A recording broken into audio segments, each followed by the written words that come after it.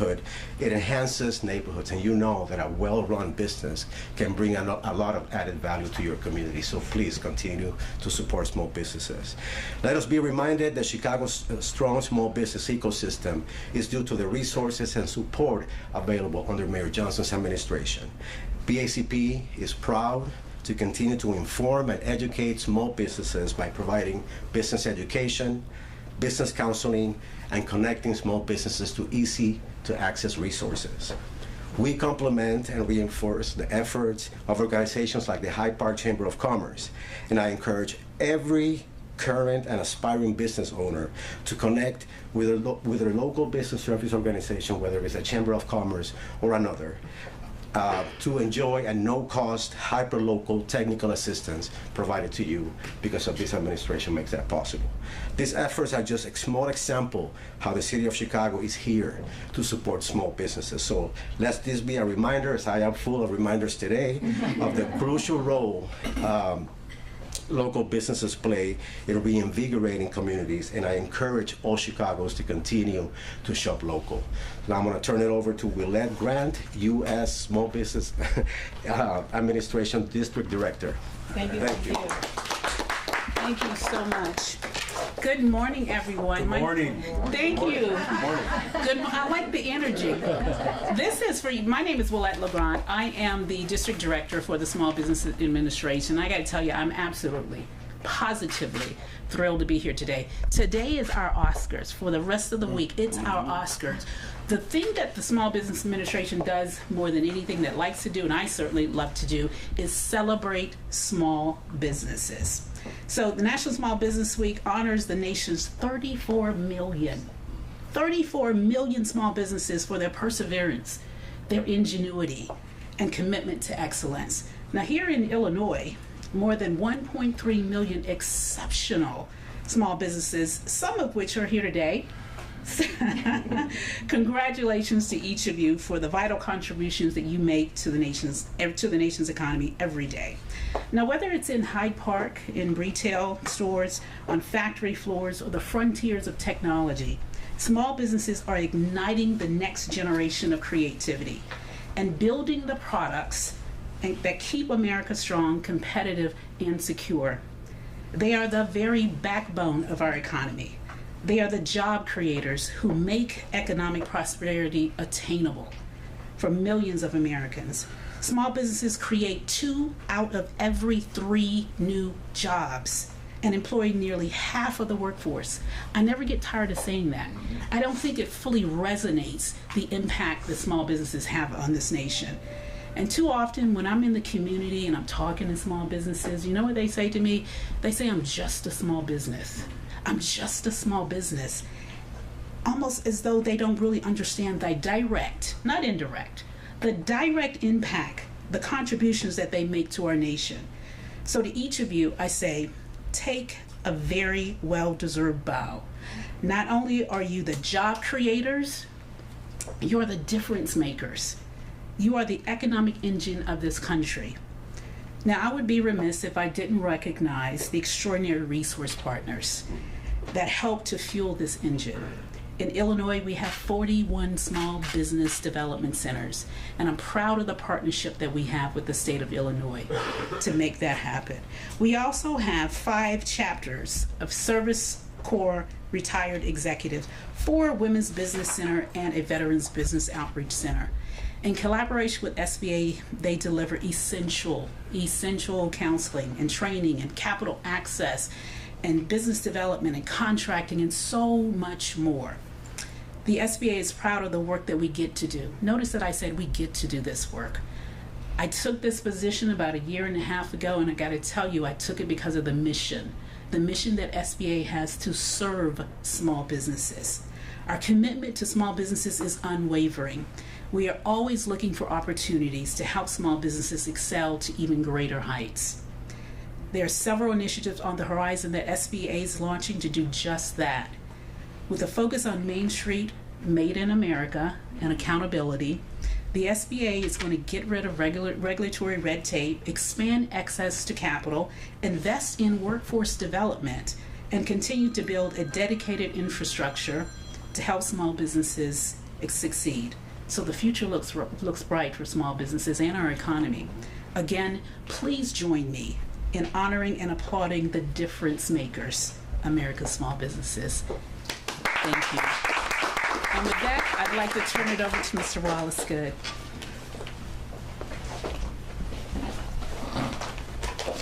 Welcome to Hyde Park. Hey. My name is Wallace Good. I'm the Executive Director and CEO of Hyde Park Chamber of Commerce. It's a true honor to welcome you to Hyde Park as we celebrate the kickoff of National Small Business Week alongside Mayor Brandon Johnson, BACP Commissioner, and SBA Illinois District Director, as well as the owner of this great place, Ann Kinsley. We're so excited. I want to thank them for their steadfast leadership and partnership. Your presence here today speaks volumes about the commitment our city, state, and nation has to uplift small businesses and neighborhood economies. Annually, Hyde Park welcomes more than 1.5 million visitors, drawn by our culture and academic institutions, our 100 different culinary experiences, our bookstores, the lakefront, our parks, local boutiques, and the character that only small businesses can provide. The Hyde Park Chamber has served this incredible community for 105 years, proudly serves 292 active members, and supports over 29,000 neighborhood residents. As a BACP Neighborhood Business Development Center, the Chamber is proud to be on the front line of supporting and guiding Chicago's business ecosystem. In the past year alone, we have curated 42 business development events. 2024 promises to be even better. 2025 promises to be even better. 2024 was really good. I want to relive that. Hyde Park's business community succeeds because they are not just part of our economy. They are the heart of our community. They are where our neighbors work, where our families gather, and where our community's diversity shines brightest. Our nation's small businesses are more than engines of economic growth.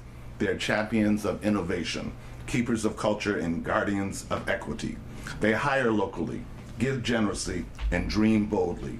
And they do it in the face of rising costs, competition from global retailers, and the lasting impact of the pandemic. That's why this week and every week we stand with them. We celebrate them. Let me take a moment to recognize the fact that in this Hyde Park Shopping Center, this is the third new business, small business, that is formed here recently. Whether you want French coffee at La Boulangerie, or whether you want Indian, Caribbean, and African-infused cuisine at Mahari, please come back and enjoy this, but definitely come back and buy a toy.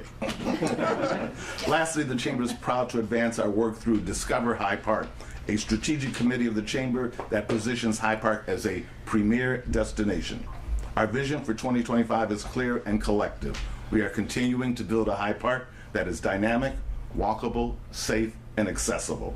A place where small businesses can thrive, where art and culture are preserved, and where community engagement is not just encouraged, but celebrated. To all our small business owners, you are the heartbeat of this community. Thank you, and let's make this week and this year a powerful step forward from Hyde Park and for all small businesses across our nation. It is my honor to introduce the owner of this incredible establishment, Ann Kinsley. Thank you.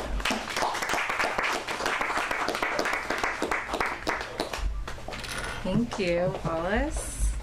Thanks. Spot Local. My name is Ann Kinsley, and I opened Play, a toy store, in 2010 in Logan Square. This is our 15th anniversary, Labor Day weekend, and now we're celebrating the opening of our 5th shop here in Hyde Park. So welcome. Wow.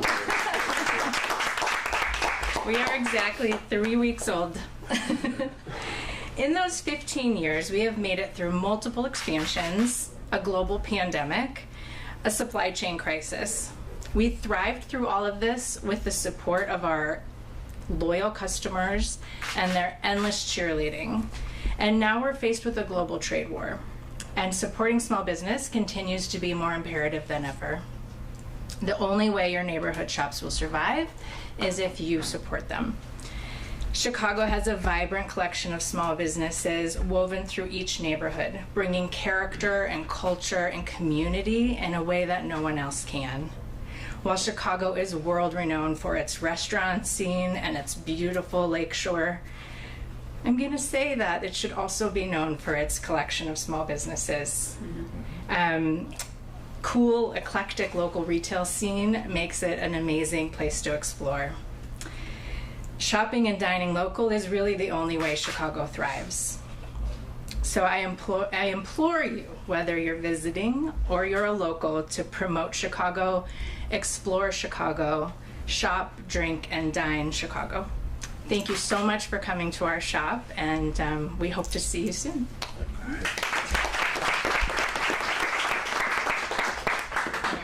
Yeah, thank you, Ann. Thank you, Mr. Good and Ms. LeGrand. Thank you to our Commissioner Capofali, and thank you all for being here today. With that, we'll take a couple of questions. Yeah, Leah? Yeah. You have any questions? I have a question on topic and I have a question on topic. So On and on? on and off. Got it. Sorry. Okay. All right. Okay. I didn't have my coffee yet. It's okay. Well, you know where to go, right? Absolutely. So having these small businesses in particular, and we talked about 3 that just opened here in this area, crime continues to be an issue for them. In fact, just in this plaza, there were some issues, and some of these businesses they keep their doors locked because they're concerned about crime. So how would you address these issues that these small business owners have? Because it's very expensive to have security, and they want to be welcoming. But so what are you doing to help small businesses deal with crime? Well, it is an issue. It's a top issue that I confront every single day, and it's something that is going to really require all of us collectively to ensure maximum safety. One of the ways in which you create safe and vibrant communities is by the expansion of small businesses in these commercial corridors where there are actually more people who are moving about, because that is what engenders safety. When more people are around and more people are shopping and more people are out, those type of incidences and tragedies are less likely to happen. Now, as you also know, that crime is down in Chicago. It continues to fall. April was one of the lowest months of homicides that we've seen since, for a very long time, 1962, between January and April. And I believe violent crime is down roughly 23-24%. Robberies are down. We implemented a robbery strategy just over a year ago. So we're going to continue to show up. But it's not just policing. It can't be policing alone. As we continue to make these critical investments, incentivizing more businesses, small businesses, to go forward and to thrive, it creates more activity. You know, my son is a junior right around the corner from here at Kenwood, and you know, I'm feeling away because he's starting to really enjoy the south side of Chicago. And as a west sider, I just kind of feel away about that. But you know, students come out of Kenwood Academy as they look to explore or spend time for open campus. So public safety is top priority, and we're going to continue to drive violence down in the city of Chicago. And then we just had these unfortunate incidents, police shootings, 2 that happened very close to one another. Just what can you tell us about them, and what's going on with police training? Well, these cases will be investigated thoroughly by all of the respective bodies. I'll have a deeper conversation with the superintendent a little later today to get a better understanding of what went on. But what I can say is, you know, we have fully embraced constitutional policing. Since I've been in office, the compliance rate has gone up significantly. The training that we are offering for our police officers have already shown repeated benefit. We saw how we handled the Democratic National Convention and, you know, other elements of engagement. So we'll get the full scope of what went down, you know, and my number one priority is not just creating constitutional policing, but making sure that we engender absolute confidence between our local law enforcement and the community, because that's ultimately how we secure safer communities when that trust is maintained. Rose? Thank you. Hi, Mayor. Hi. Council is set to resume discussion today on the curfew proposal. Can you tell us, has your view changed? Where do you stand on that right now? Well, one of the things that, I think the people of Chicago will appreciate about me, as much as I believe that we have to constantly evolve in our thinking, we cannot succumb to elements of practices that just don't prove to be effective. So my position around curfew is, it's the position that 12 rigorous studies have gone through, that there is no empirical evidence that lowering the curfew is going to reduce or eliminate those type of incidents. What we have to do is continue to come together as a city, to have conversations around how do we hold people accountable, how do we create opportunities, and how we continue to collaborate. I spent Friday afternoon spending the most part of my day in the Second Ward talking to folks in River North and Streeterville and the like, to having these substantive conversations. And you know what they all agree on? That we have to invest in our young people. Everybody agrees with that. You know, and so we're going to continue to make sure that we have these collaborative conversations. That's my responsibility, to continue to bring people together so that we can come up with effective solutions. Now, here's the thing. These incidences have gone down. One is one too many. Just like violent crime continues to go down in the city of Chicago, it's not just because of one entity, it's because of the collective work. Making sure we're investing in housing. That's how we build safer communities. Investing in our small businesses.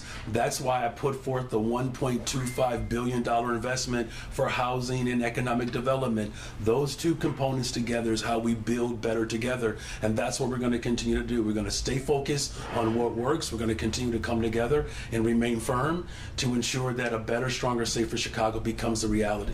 And just as a follow-up to that, one of the big concerns that I've heard about the curfew plan as it stands is that, you know, if someone were to be arrested underneath it, it could, you know, come back with lawsuits and legal battles against the city. Have you talked to legal staff within the city about whether it would pass the constitutional muster? Well, look, I've made that very clear from the very beginning. I'm not entirely sure of the constitutionality of a measure that would be solely concentrated in one particular area. Now, since I brought folks together, there is a broader conversation. But here's the thing that's most important. We want to prevent these type of occurrences from happening. And everything that we do to invest in the front end, we don't have to scramble on the back end. Let me just tell you this. Being a father, raising 3 children, if you don't prepare the night before, I'm just saying, right? So we have to do a better job at preparing, and our police superintendent is doing that, but it has to be a holistic approach. There's a reason why violent crime is going down in Chicago. It's because we're showing up on the front end. For too long, we've had a very puerile, lazy approach towards governance. And so we're taking a mature approach. We're doing the things that work. And I know that there's a level of trepidation and fear and anxiety that exists. I get that. I'm raising my family in a very beautiful community. It's the Austin neighborhood. We love it. And I'm the first mayor in the history of Chicago to wake up in one of the most violent neighborhoods in the entire city. You know, a couple of years ago, my son started at Kenwood, first week in school, a kid goes out for lunch and gets murdered. Right? These are things that I think about every single day. I don't want children harmed. And that's why I've invested millions of dollars into youth employment. We're going to hire 29,000 young people, working with small businesses around the city to hire these young people, also with government agencies. As a city, we will do what works. And even in the midst of some level of fear and trepidation and some anxiety, we have to hold firm to our values. And our values are accountable, making people accountable, keeping people accountable, making sure we're creating opportunities, making these investments, and working together. We're going to continue to do that. All right, thank you all very much. Appreciate you all. I'm going to see this sign. Can we do this together with the sign? Let's move the podium.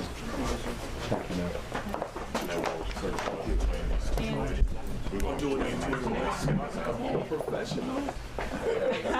Camera still rolling? You want a record of that? Go back to the mic. Stand by him. You go, just come right in the middle. Everybody in between. Everybody. Yes. Oh, there you go. See?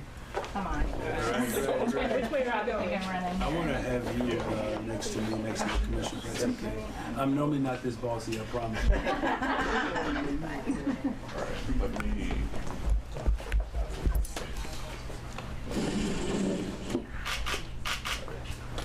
just shift over so we're not watching this one at all. Oh, so should we move to the left? Yes, thank you. Get the SBA logo. I'm gonna take the first one and then I'll get out of the way for everybody Okay. else. I'll go second. All right, we're gonna start right here. 1, 2, 3. Okay, then go right there. 1, 2, 3. 1, 2, 3. Right here. Okay. Good morning. Thank you. All the cameras in the back good? You guys good? Thank you. All right, thank you all.